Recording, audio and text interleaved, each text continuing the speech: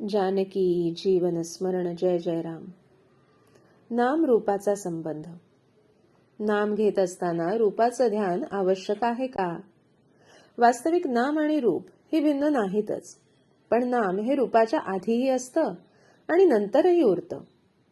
नाम रूपाला व्यापून असतं.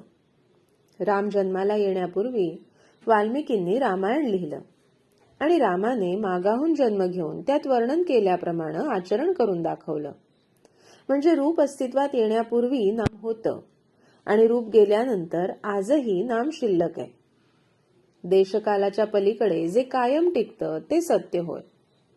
प्रत्यक्ष आकाराला आलेली अनेक रूपं नाहीशी झाली तरी त्यांचं नाव टिकून राहतं.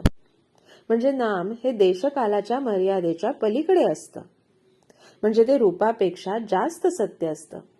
जे सत्य आहे ते श्रेष्ठ असलंच पाहिजे. तेव्हा नाम घेणं ही गोष्ट मुख्य आहे.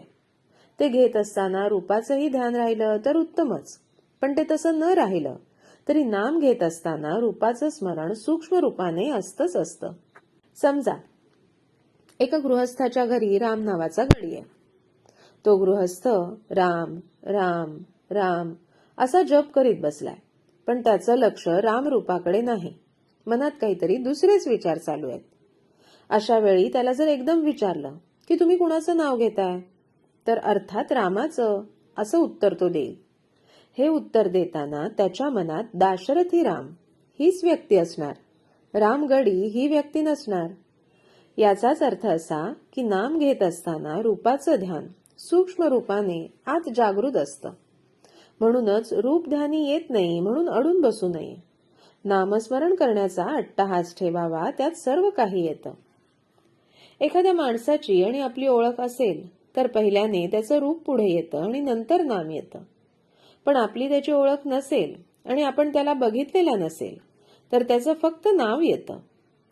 आज आपल्याला भगवंताची ओळख नाही म्हणून त्याचं रूप माहिती नाही, परंतु आपल्याला त्याचं नाम घेता येईल. सध्या सुद्धा त्याचं नाम घेताना त्याची आठवण आपल्याला होते, हा आपला अनुभव आहेच. भगवंताचं रूप तरी निश्चित कुठे आहे?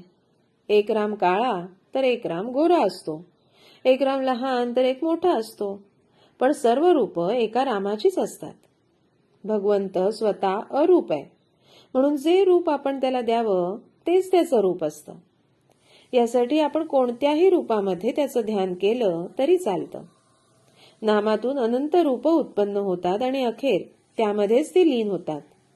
म्हणून भगवंताचं नाम श्रेष्ठ आहे. हे त्याचं नाम तुम्ही आवडीनं अखंड घ्या आणि आनंदात राहा. तात्पर्य: दानात दान, अन्नदान, उपासनेत उपासना, सगुणाची उपासना आणि साधनात साधन नामस्मरण. जानकी जीवन स्मरण जय जय राम.